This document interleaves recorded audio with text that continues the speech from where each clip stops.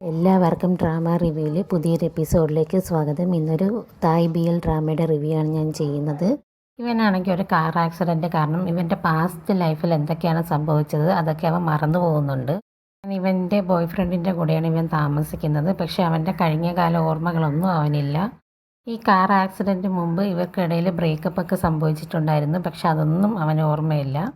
ഇങ്ങനെ രാത്രി ഇവർ രണ്ടുപേരും കിടന്ന് ഉറങ്ങുന്ന സമയത്ത് ഇവൻ്റെ സൗണ്ടൊക്കെ കേട്ടിട്ട് ഇവൻ്റെ ബോയ് ഫ്രണ്ട് എണീറ്റ് നോക്കുന്നുണ്ട്. പെട്ടെന്ന് അവൻ്റെ ദേഹത്ത് തൊട്ട് നോക്കുമ്പോൾ അവന് നല്ല രീതിയിൽ പനിയുണ്ട്.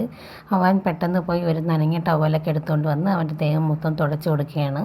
അന്ന് അവൻ്റെ പിറന്നാൾ ദിവസമായതുകൊണ്ട് തന്നെ അവന് ഹാപ്പി ബർത്ത്ഡേ ഒക്കെ വിഷ് ചെയ്യുന്നുണ്ട്. അവൻ വയ്യാതെ ഉറങ്ങിക്കിടക്കുന്നത് കൊണ്ട് തന്നെ അവനെ ഉണർത്തുന്നില്ല. പിറ്റേ ദിവസം രാവിലെ അവൻ കിച്ചണിൽ വന്ന് നോക്കുമ്പോൾ അവൻ്റെ ബോയ് ഫ്രണ്ട് ഒരു കേക്ക് സർപ്രൈസായിട്ട് അവിടെ വച്ചിട്ടുണ്ടായിരുന്നു. ഈ കേക്ക് കണ്ടതും അവന് പെട്ടെന്ന് എന്തൊക്കെയോ കാര്യങ്ങൾ ഓർമ്മ വരികയും അവന് നല്ല രീതിയിൽ തലവേദന എടുക്കുകയും ചെയ്യുന്നുണ്ട്. പക്ഷേ അവന് അത് കംപ്ലീറ്റായിട്ട് ഓർത്തെടുക്കാൻ പറ്റുന്നുണ്ടായിരുന്നില്ല. അവൻ അങ്ങനെ ഹോസ്പിറ്റലിൽ ഡോക്ടറെ പോയി കാണുന്നുണ്ട്.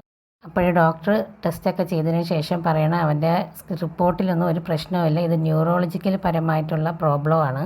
ഇത് മെമ്മറി തിരിച്ച് ലഭിക്കുന്നതിൻ്റെ ഭാഗമായിട്ട് സംഭവിക്കുന്നതാണ് എന്ന് പറയുന്നുണ്ട്. എല്ലാവരും എൻ്റെ ചാനൽ സബ്സ്ക്രൈബ് ചെയ്ത് സപ്പോർട്ട് ചെയ്യുക. Thank you.